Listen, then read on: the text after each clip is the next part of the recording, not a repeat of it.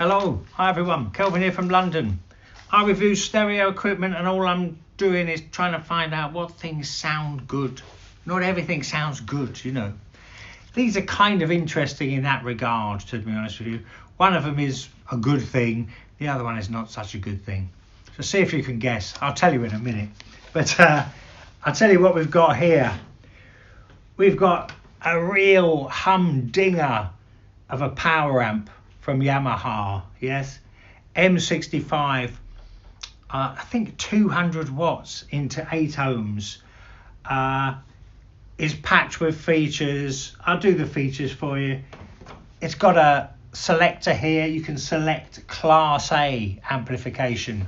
Most people would say that's superior. I know I would. You can select the load, 2 ohms, 4 ohms, 8 ohms, yeah, which is interesting. 3 sets of speakers and your levels, left and right. So, you know, if you turn that up, it will get louder. Basically, you want them set at the same. You're adjusting how much power is coming out, basically. And let's look at this thing here. Yamaha C50, this is a preamp, says control amplifier, it's a preamp. Packed with features again. You actually have here 2 bass and treble controls, yeah, this is kind of fun actually, kind of fun. Subsonic filter, tone control filter, cut out tone controls, stereo mono.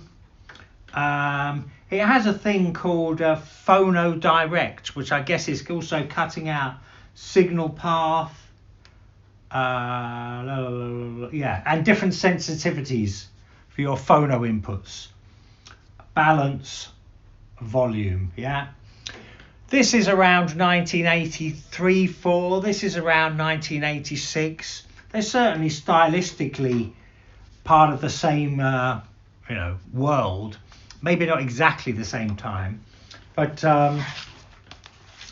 price-wise, I'll tell you, this, it's hard to get real definitive answers on this. There's not a lot of these about, but this, which is kind of a desirable thing, yeah, you would probably land up paying £600-700 for one of these in nice condition, which this one visually isn't, but it's quite desirable, I would say this is.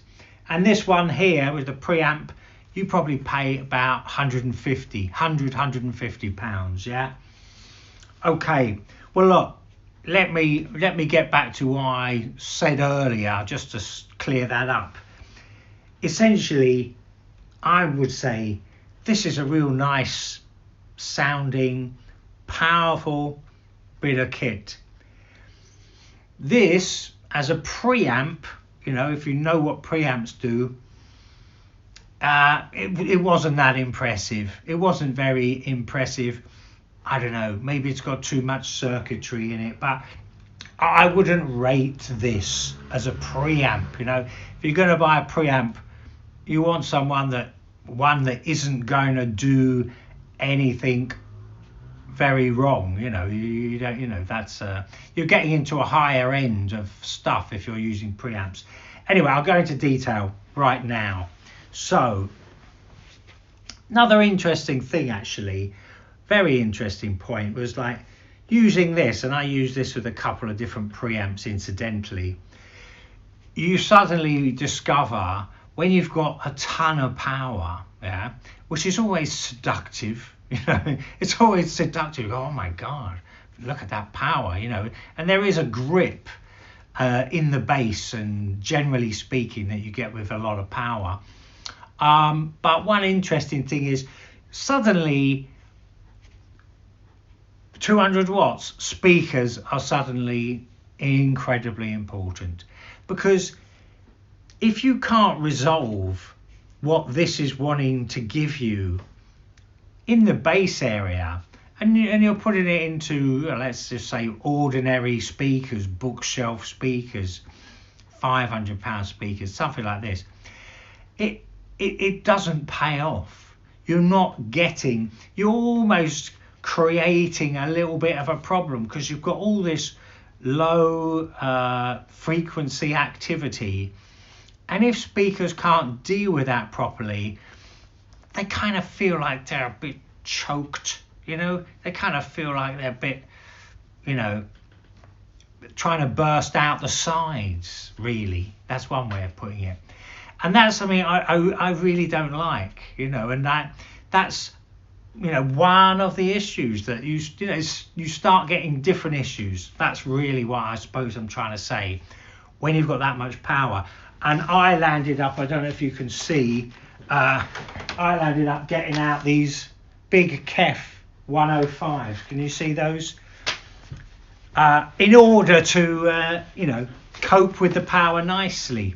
And then it was a different world to most of the speakers I've got here. Okay, sound wise, let's talk about this power amp. It's pretty damn good. When things are nice and powerful and accurate, you start running out of too much to complain about. You start getting into finer and finer details when you're into nice bits of kit like this.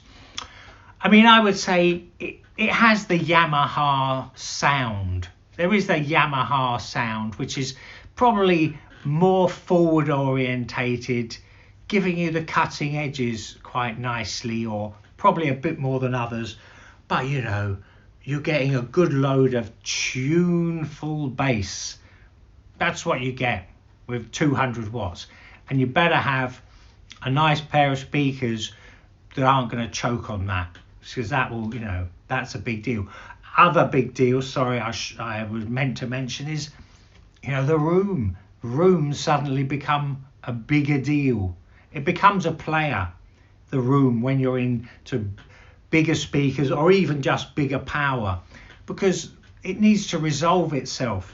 And if you haven't got a big enough room, it'll just kind of just be bouncing around, And, one thing you would say that is interesting is if you have, a low power setup with small speakers that are very accurate, it doesn't matter about the room, big or small. The room does not start becoming an issue. It's not a player. But when you're in big power, big speakers, the room starts being important, and you want a big room. If you've got big speakers, you want a big room. Those long bass notes need distance to resolve themselves, and the soundstage needs size to place itself. Okay.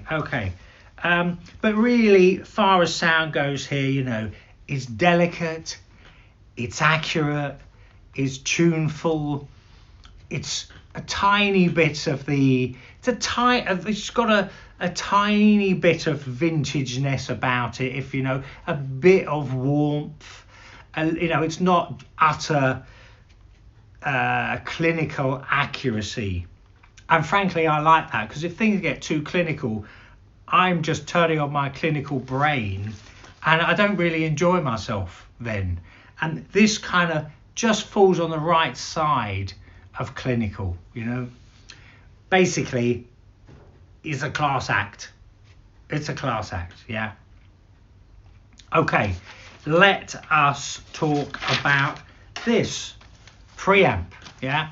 Now, I compared this to a Lin Wakonda, which is a younger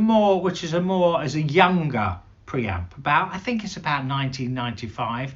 Someone can correct me on that, but I found it hard to find a date on that Lin Wakonda. That was the youngest I could possibly put it. But anyway, playing this, what it does as a preamp is it kind of just fattens everything up a little bit. Yeah, it kind of fattens the snare. It just generally fattens everything. I mean, that's a quality of the vintage sound. And that's fine with reasonable size speakers in a reasonable sized room. But when you're into this world of preamp, power amp, big speakers, you're not buying a preamp if you're not getting really serious about definition. You don't want that kind of vintage, which is slightly stylized, you know. So what have I got here? Yeah, it fattened everything a little bit. The Lin was clearly, the Lin had more detail and empty spaces. It just spaced things out, placed them, separated them a bit better. I mean, I don't want to say this is rubbish, because it didn't do anything annoying. It didn't have any sort of nasty humps. Vocals were fine. It was kind of neutral, but it did have this effect of just sort of beefing everything up a little bit and fattening the sound. You know, when you've got the big speakers out, you don't really want it fattening up anymore. What would I put here? Oh yeah, I said okay, yeah. So I mean, it's got a nice phono stage, I believe, which is a great thing. Yeah, so I mean, that might be a useful thing for you. But really, I would say world of preamps. See, I would say vintage stuff. Often the power amps in old receivers and amplifiers, you can separate pre and power. I think the power amps were the best bits of them. And of course, you know, a modern preamp, one thing they've decided is to eliminate as many buttons as possible on most of them. And that's for good reason, because switches, buttons, resistors, they all diminish the signal a little bit. I mean, this has got as a tone defeat, which means you're cutting out the tone controls. But I think maybe they've learned in time that, you know, a preamp, keep it clean. The cleaner, the better. You know, this is well known in hi-fi circles, to be honest.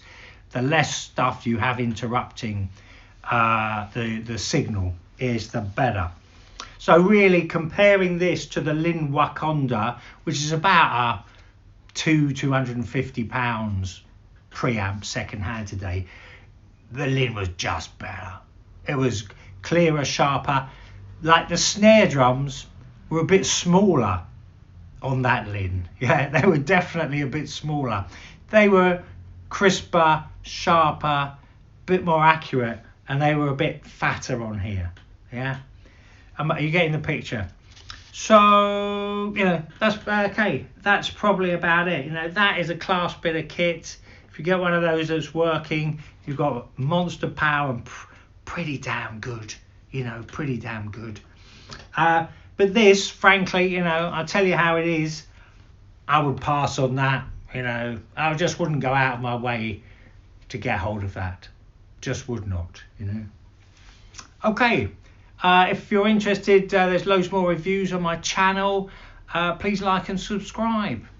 Okay, thanks. Bye for now.